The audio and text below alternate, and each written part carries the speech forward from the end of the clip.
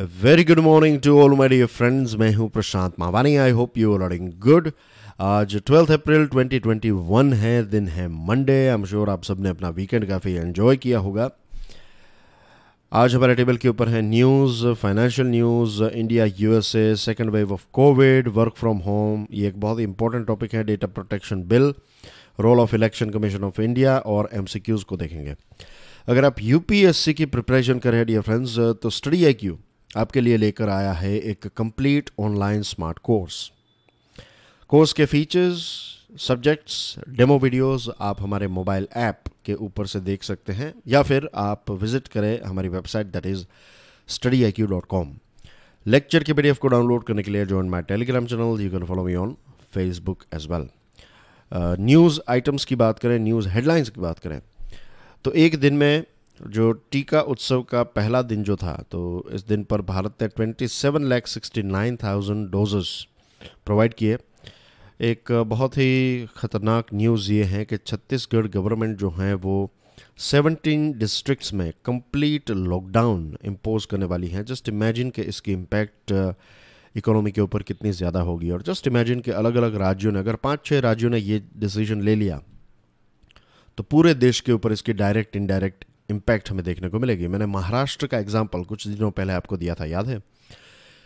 महाराष्ट्र की बात करें तो महाराष्ट्र में 63,000 फ्रेश कोरोना के केसेस रजिस्टर किए हैं सिंगल डे में। एक दिन में 63,000 cases, this is too much. ये सेकंड वेव जो है ये बहुत ही डेंजरस है। गवर्नमेंट ने यह डिसीजन लिया है कि रेमडेसिविर और इसके एक्टिव इंग्रेडिएंट्स को भारत एक्सपोर्ट नहीं करेगा जब तक भारत में कोविड की सिचुएशन कंट्रोल में ना आ जाए। यूएसए ने चाइना के ऊपर इल्ज़ाम लगाते हुए ये कहा है कि चाइना कोविड-19 के ओरिजिनेशन को लेकर इन्वेस्टिगेशन में कोऑपरेशन नहीं कर रहा है। प्रधानमंत्री साहब अपने विचार भारत के लोगों के साथ 25 अप्रैल को मन की बात प्रोग्राम के माध्यम से शेयर करने वाले हैं। एजुकेशन मिनिस्टर ने AICTE लीलावती अवार्ड्स 2020 विनर्स को दिए। ये अवार्ड जो है ये महिला सशक्तिकरण यानी कि विमेन एम्पावरमेंट के लिए दिए जाते हैं। डॉक्टर जितेंद्र सिंह साहब ने सभी को टीका उत्सव में शामिल होने का एक शामिल होने के लिए एक पुकार लगाई है या फिर उन्होंने रिक्वेस्ट की है। Same thing goes with Prakash Javadekar साहब, उन्होंने भी टीका उत्सव में लोगों को पार्टिसिपेट करने के लिए, एक्टिवली पार्टिसिपेट करने के लिए सभी को एक रिक्वेस्ट की है। 2 एनकाउंटर्स हुए अलग अलग जगहों पर, इसमें 5 टेररिस्ट को जम्मू एंड कश्मीर में मार गिराया गया है। संस्कृत लर्निंग ऐप, इसका नाम है लिटिल गुरु, ये बांग्लादेश में आज रिलीज़ किया जाएगा। Iran describes Natanz atomic site blackout as nuclear terrorism. China Covid vaccine को दूसरी वैक्सीन्स के साथ मिक्स करने के बारे में सोच रहा है ताकि इसकी एफिकेसी को और ज़्यादा बढ़ाया जाए। बांग्लादेश ने इंटरनेशनल फ़्लाइट्स के ऊपर एक बैन लगा दिया है टिल 14 अप्रैल। और चाइना का जो सिंजियान प्रोविंस है, वहाँ का स्टेट जो है, वहाँ पर 21 कोल माइनर्स जो हैं वो एक माइन में ट्रैप हो गए हैं। फाइनेंशियल न्यूज़ की बात करें तो महाराष्ट्र जो है, Maharashtra is preparing for a lockdown. 63,000 cases एक दिन में सिर्फ एक राज्य में अगर आपको देखने को मिले तो definitely it is a big thing. ये एक बहुत बड़ा चिंता का विषय है।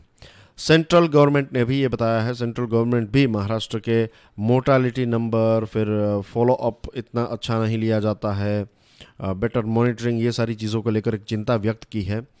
Union health secretary Rajesh Bhushan साहब ने महाराष्ट्र को ये पत्र भी लिखा है और पंजाब और पंजाब और छत्तीसगढ़ को भी ऐसे पत्र लिखे गए हैं जिसमें सेंट्रल गवर्नमेंट ने एक चिंता व्यक्त की है। ई कॉमर्स सेल्स की बात करें तो there is a bit of uptick यानी कि ई कॉमर्स का सेल जो है वो इंक्रीज़ हुआ है। द रीज़न इसके बहुत सारे लोग जो हैं ग्रोसरीज़, दूसरी एसेंशियल आइटम्स खरीदने के लिए अब बाहर नहीं निकल रहे हैं। I am sure we all are feeling the same thing कि अभी तक ऐसा था कि हम बाहर जाते थे, लेकिन कोविड की जो सेकंड वेव की शुरुआत हुई है तो बहुत सारे लोग जो हैं उन्होंने बाहर जाना जो है वो बिल्कुल छोड़ दिया है। ज़्यादातर चीज़ें जो हैं वो अब लोग ऑनलाइन ऑर्डर कर रहे हैं।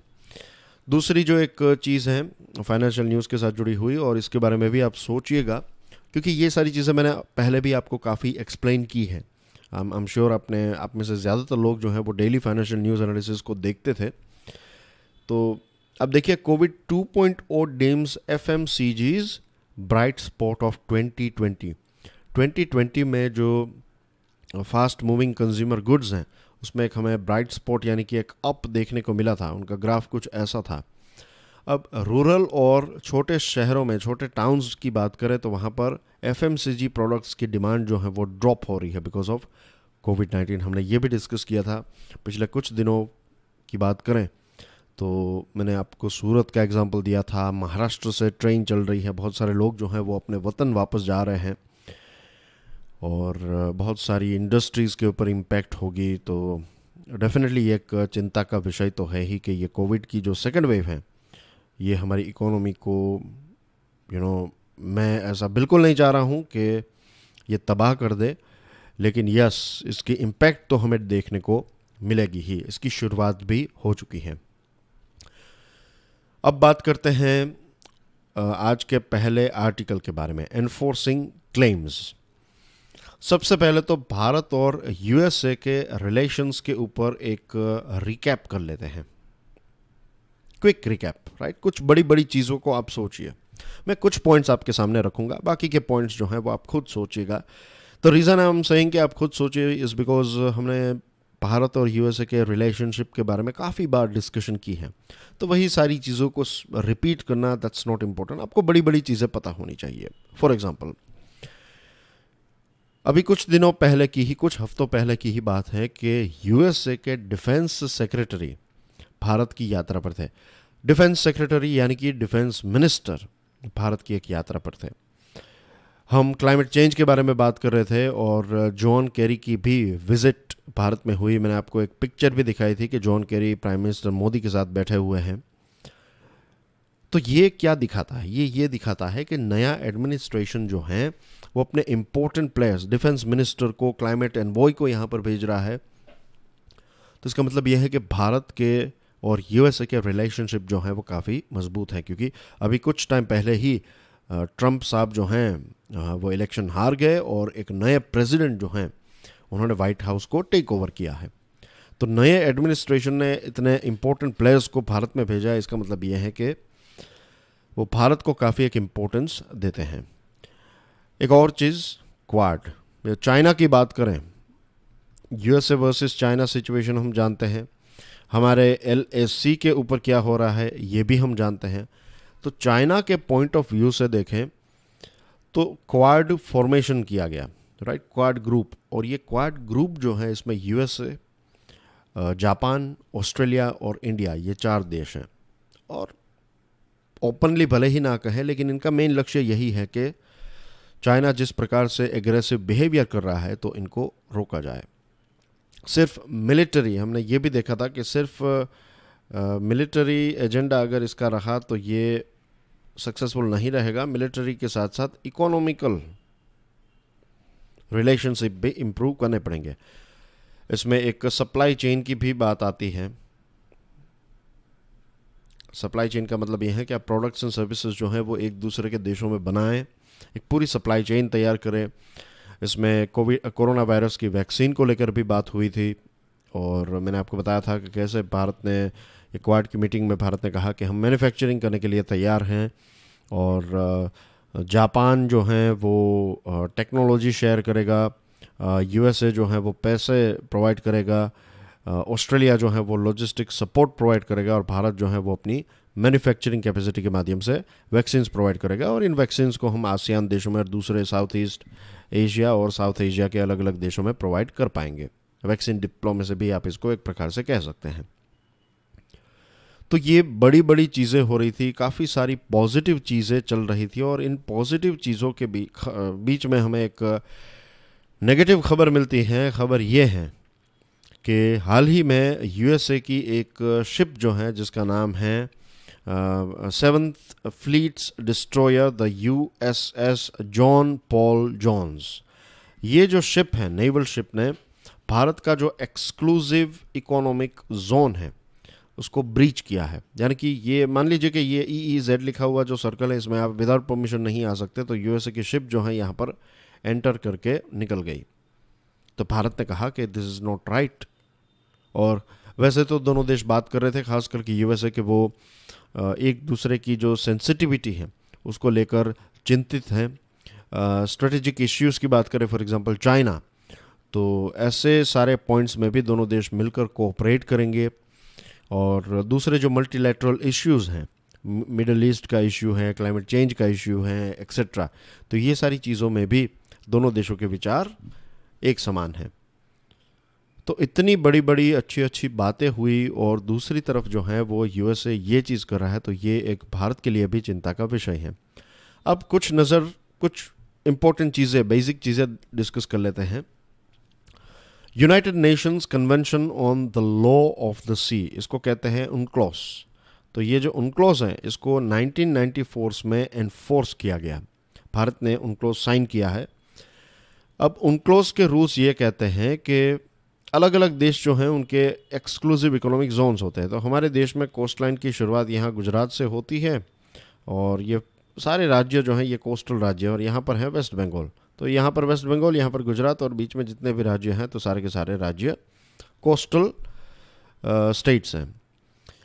अब ये वाला पोर्शन जो आपको नज़र आ रहा है, दिस लाइट ब्लू कलर का जो पोर्शन है, ये भारत का एक एक्सक्लूसिव इकोनॉमिक जोन है, EEZ, exclusive economic zone, extending 200 nautical miles from the coasts of sovereign state. एक देश जो है उसकी जो एक बॉर्डर है यहाँ पर, लेट्स से लैंड और वाटर की जो बाउंड्री है, तो इससे 200 नॉटिकल माइल्स, एक नॉटिकल माइल यानी कि 1.8 माइल्स, जो नॉर्मल माइल्स होती हैं that is 1.6 kilometre, nautical mile is 1.8 kilometre. तो यू कैन इमेजिन कि 200 नॉटिकल माइल्स यानी कि इट्स काफ़ी एक रीजनेबली UNCLOS ने ही ये डिसाइड किया है। तो इतना पोर्शन जो है ये एक एक्सक्लूसिव इकोनॉमिक जोन कहलाता है, और भारत का एक्सक्लूसिव इकोनॉमिक जोन है 2.172 मिलियन स्क्वायर किलोमीटर, ये पूरा एरिया आ गया। और ये अंडमान निकोबार वाला भी एरिया ऐड कर दे तो it is 2.172 million square kilometre. अब यहाँ पर जो रिसोर्सेज होते हैं इनके ऊपर एक एक्सक्लूसिव ज्यूरिसडिक्शन जो है वो भारत का होता है, और जो navigation of seafaring trade है, ट्रांसपोर्ट वेसल्स हैं, ये सारी चीज़ें। तो जनरली जो मर्चेंट नेवी है उनको परमिशन होती है, लेकिन अगर आप कोई मिलिट्री एक्सरसाइज या फिर कोई मिलिट्री आपका जहाज़ है तो you have to take permission के बिना आप जब एंटर करेंगे तो ये एक ब्रीच होता है EEZ का। यूएसए ने ये चीज़ की 7 अप्रैल 2021 को यूएसए ने एक प्रेस रिलीज़ किया और कहा कि हमने यहाँ पर एंटर हमने किया था, और हमने एंटर इसलिए किया था क्योंकि हम फ्रीडम ऑफ नेविगेशन ऑपरेशन में बिलीव करते हैं। ये यूएसए का एक डिसीजन था, और हम ये जो अब UNCLOS और 200 नॉटिकल माइल्स की बात कर रहे हैं, हम इसको रिजेक्ट कर रहे हैं। खास करके इंडिया का जो एक एक्सक्लूसिव इकोनॉमिक जोन जो भारत ने कहा है, तो इसको यूएसए मानता नहीं है। तो एक तरफ हमारे रिलेशन को देखिए, दूसरी तरफ आप देखिए कि यही देश जो है वो ये यूएसए जो है वो हमारे एक्सक्लूसिव इकोनॉमिक जोन को ब्रीच कर रहा है। तो ये एज यू कैन अंडरस्टैंड कि ये अच्छी बात बिल्कुल नहीं है रिलेशनशिप के ग्रोथ के पॉइंट ऑफ व्यू से देखें तो। दूसरी चीज़, UNCLOS did not authorise military manoeuvres on the continental shelf और EEZ। भारत ने कहा कि UNCLOS में, जैसे मैंने आपको बताया कि मिलिट्री मैनूवर्स जो है वो आप कॉन्टिनेंटल शेल्फ और EEZ में नहीं कर सकते, ऐसा UNCLOS में लिखा गया है। तो फिर आपने ऐसा क्यों किया? तो ये एक ऐसा विषय है, भारत ने ऑफकोर्स डिप्लोमेटिक माध्यम से यूएसए को अपनी चिंता व्यक्त की है, लेकिन प्रश्न ये उठता है कि यूएसए का इरादा क्या है। अगर आप इस लेक्चर को एक साल से लेट्स से फॉलो कर रहे हैं तो शायद आपको ये बात याद आएगी, मैंने ये बात कई बार शेयर की है, फिर से यहाँ पर शेयर कर रहा हूँ कि यूएसए के दुनिया में बहुत सारे देशों में, जहाँ तक मेरी खबर है 150 से भी ज़्यादा ऐसे लोकेशंस हैं जहाँ पर यूएसए का मिलिट्री बेस है। और चाइना का ये LAC का जब इश्यू स्टार्ट हुआ तो ये बात हो रही थी कि हमें यूएसए की आर्मी को यहाँ पर डिप्लॉय कर देना चाहिए। अफ़गानिस्तान में देखिए कैसे यूएसए की आर्मी अब है, तो वहाँ से जाना जो है वो कितना डिफ़िकल्ट हो गया। इराक़ में भी यही सिचुएशन है कि जाने के लिए तैयार नहीं है, या फिर कुछ ना कुछ हर्डल्स होते हैं।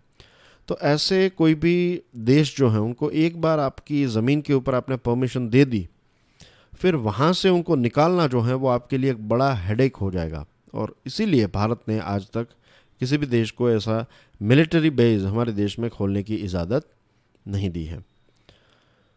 तो ये अच्छा डिसीजन रहा है, क्योंकि यू नेवर नो फ्यूचर में क्या हो जाए, और इसके इम्पैक्ट हमें क्वाड पार्टनरशिप में यूएसए को सोचना चाहिए कि ये जो उन्होंने एक हरकत की है, तो इसकी वजह से क्वाड की पार्टनरशिप जो है इसके ऊपर भी एक इम्पैक्ट हो सकती है।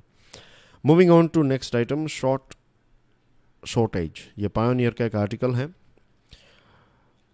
सिर्फ मुंबई शहर में 70 जितने वैक्सीनेशन सेंटर्स जो हैं वो बंद हो गए, बिकॉज वहाँ पर अब वैक्सीनेशन नहीं है।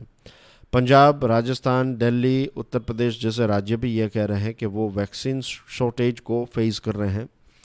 और ध्यान रखिए कि ये सारी चीज़ें तब हो रही हैं जब हमारे देश में वैक्सीन हेजिस्टेंसी भी है। बहुत सारे ऐसे एलिजिबल लोग हैं जिनकी एज 45 या फिर उससे ज़्यादा है, लेकिन वो आज भी वैक्सीनेशन लेने के लिए तैयार नहीं है। और इनोक्यूलेशन ड्राइव की बात करें तो जैसा मैंने आपको बताया कि 45 प्लस वाले लोगों को ही वैक्सीनेट किया जा रहा है, देश के सभी लोगों को नहीं किया जा रहा है। तो ऐसी सिचुएशन में भी अगर हम वैक्सीन की शॉर्टेज फेस कर रहे हैं, तो जस्ट इमेजिन कि अगर सभी के लिए वैक्सीन फॉर ऑल किया जाए तो कितनी बड़ी शॉर्टेज हमें देखने को मिल सकती है। जब पेंडेमिक की शुरुआत हुई आज से 1 साल पहले, तब बहुत सारी रियलिटी जो हैं उसके ऊपर जो पर्दा जो था वो हट गया। जैसे कि भारत का हेल्थ केयर इंफ्रास्ट्रक्चर कितना ख़राब है और कितना ख़राब था। ना तो हम यहाँ पर पीपी किट्स बनाते थे, ना तो हमारे पास मास्क का प्रोडक्शन था, ना तो सैनिटाइजर्स अवेलेबल थे। तो ये सारी शॉर्टेजेस हुई। चलो ठीक है, हमने कुछ जुगाड़ करके हॉस्पिटल बेड्स क्रिएट कर लिए, वेंटिलेटर्स बना लिए, हेल्थ केयर प्रोफेशनल्स को ट्रेन कर लिया, लेकिन ये सारी चीज़ों की एक बहुत बड़ी शॉर्टेज थी। तो क्या हमने कोई लेसन्स फर्स्ट वेव में से सीखे हैं? फिर हमारे देश में हमने 45 प्लस लोगों को ही वैक्सीनेट कर रहे थे, और दूसरी तरफ हम वैक्सीन डिप्लोमेसी में बिजी थे। हमने दूसरे देशों को वैक्सीन शॉट्स प्रोवाइड करने की मैंने आपको आंकड़ा भी बताया था, कितना था, 6 करोड़ से भी ज़्यादा हमने डोजेस लगभग 80 देशों को पहुंचाए हैं।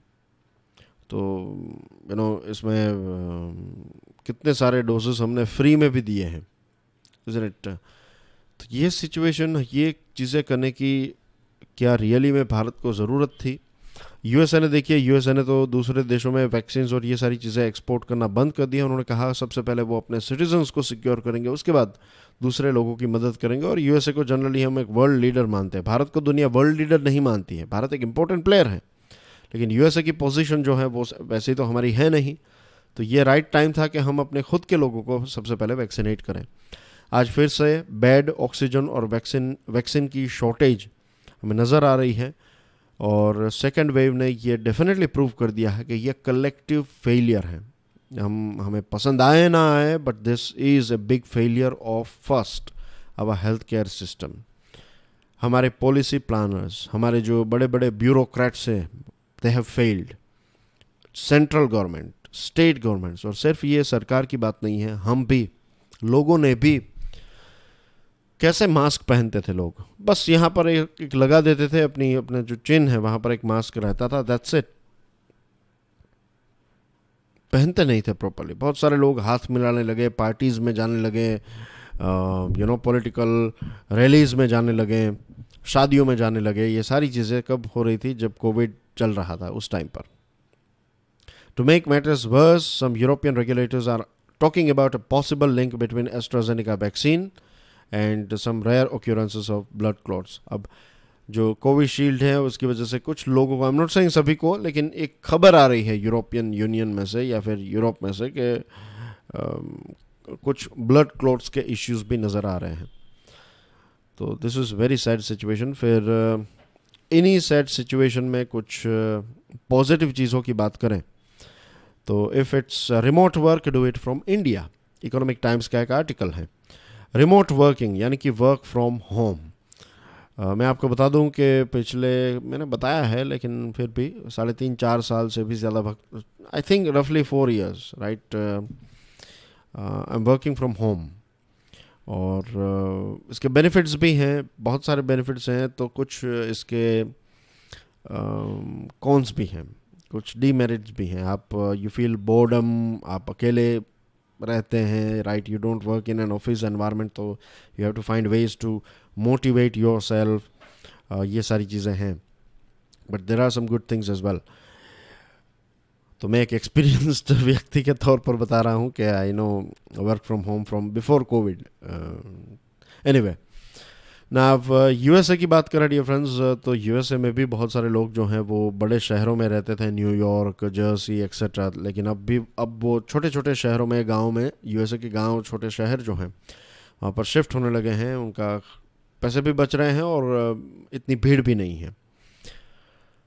ये भारत की कंपनीज के लिए ग्लोबल अपॉर्चुनिटी, और ख़ास करके वे लोग जो भारत को छोड़कर दूसरे देश में माइग्रेट होना चाहते थे और उनके वीज़ा डॉक्यूमेंट्स और ये सारी चीज़ें टाइम पर नहीं हो रही थी, फ़्लाइट्स के भी इश्यूज चल रहे हैं, कोविड-19 का कहर है, तो ऐसा एक बहुत अच्छा मौका है इन सभी लोगों के लिए कि वो घर बैठकर यूएसए की सैलरी कमा सकें, राइट। यूएसए, यूके, जो भी डेवलप देश अपना काम जिसको कहते हैं business process outsourcing. Business process outsourcing का मतलब ये है कि अगर आप कोई चीज़ जो है वो दूसरी कोई कंपनी उस पर्टिकुलर चीज़ में एक्सपर्ट है, तो वो चीज़, उस पर्टिकुलर चीज़ का डिपार्टमेंट आप ना खोलें, इट इज़ बेटर कि वो आप आउटसोर्स कर दें, वो आप उनसे मंगवा लें, यू नो।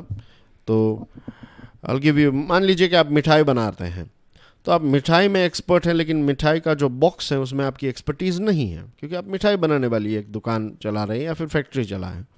तो what you will do it, आप बॉक्स बनाने वाली कंपनी को ऑर्डर दे देंगे, तो this is business process outsourcing. तो इसी प्रकार से अगर आपकी कंपनी को कुछ आईटी प्रोफेशनल्स चाहिए, अब वो फिजिकली वहाँ पर आकर काम नहीं कर सकते, तो बेस्ट इज़ कि आप ऑनलाइन हायर कर लीजिए और फिर वो इंडिया में घर पर बैठकर काम करेंगे। तो ये एक नया ट्रेंड है और ये एक ईजी और अच्छा ट्रेंड भी है।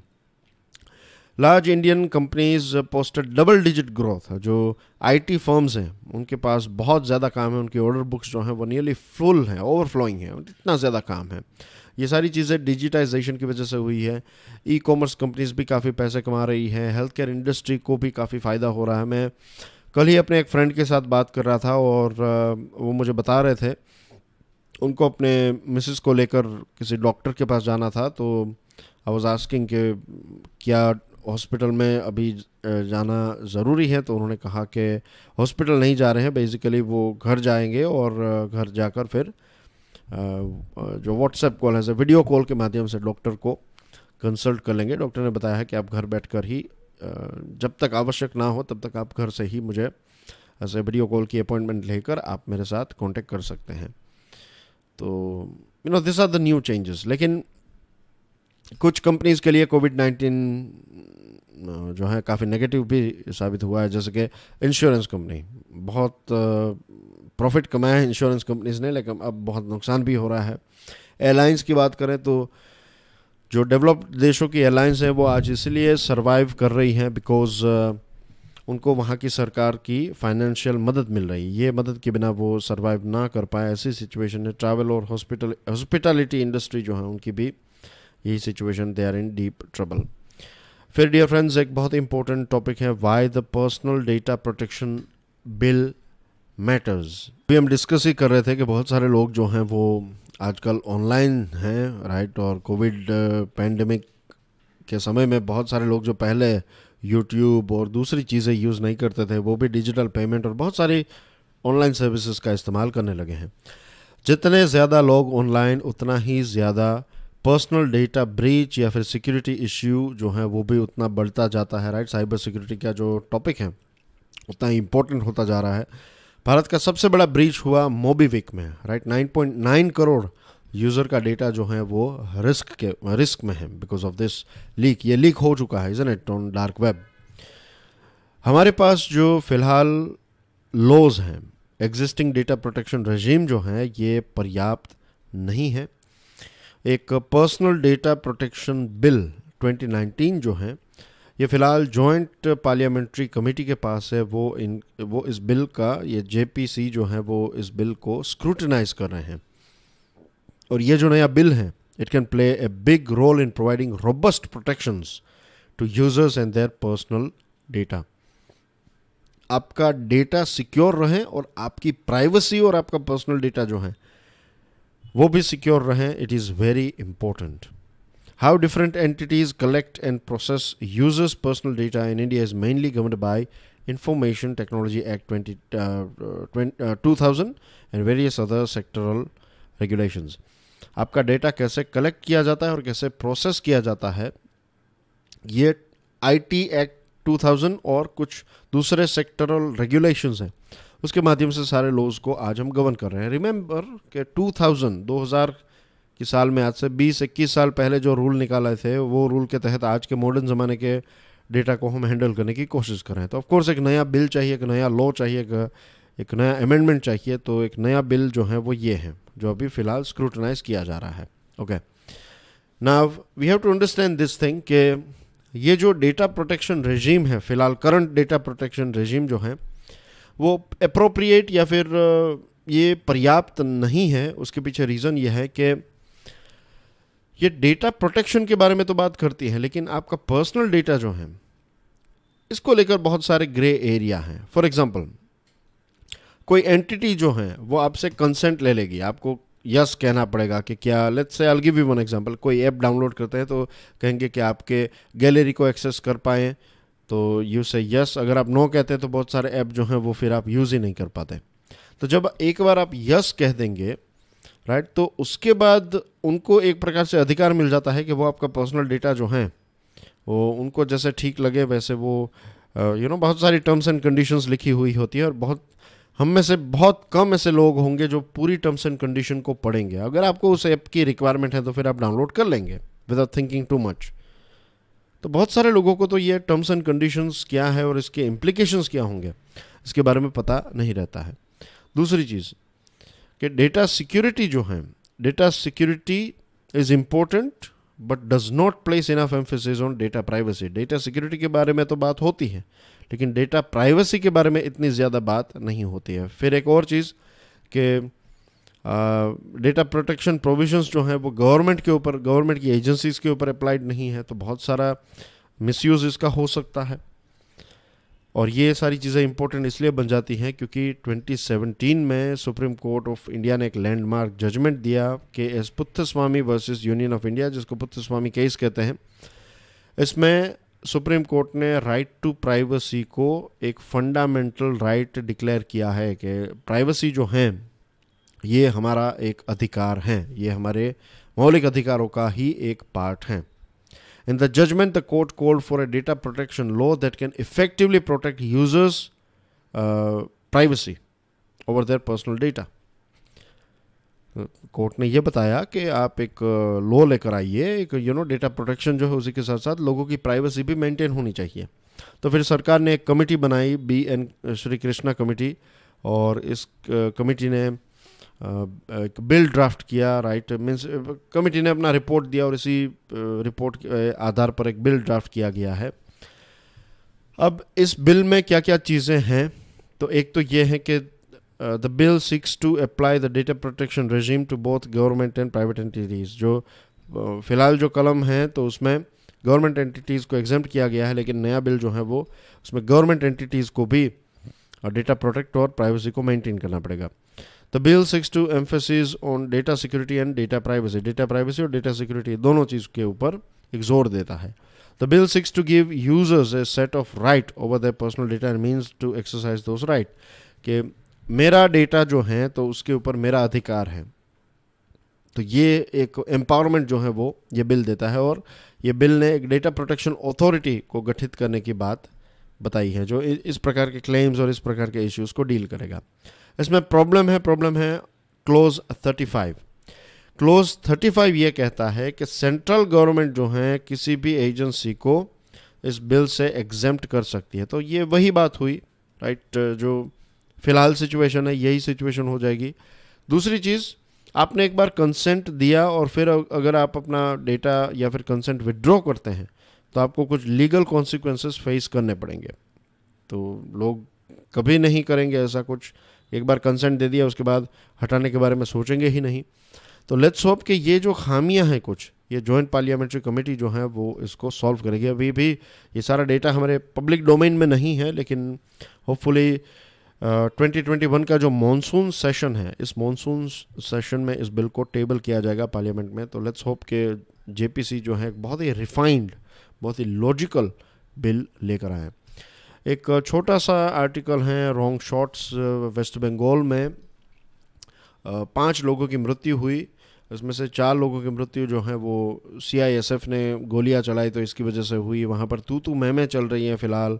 और वेस्ट बंगाल की जो चीफ मिनिस्टर हैं उन्होंने ये बताया कि ये एक प्रकार का जेनोसाइड है। उन्होंने अमित शाह को ये कहा कि आप रिज़ाइन कर दीजिए। अमित शाह ने ये कहा कि ये जो वेस्ट बंगाल की जो टीएमसी पार्टी है उनके लोगों ने सीआईएसएफ को घेरने की कोशिश की और सेल्फ डिफेंस में उन्होंने ये स्टेप उठाया। ईसीआई ने ये कहा।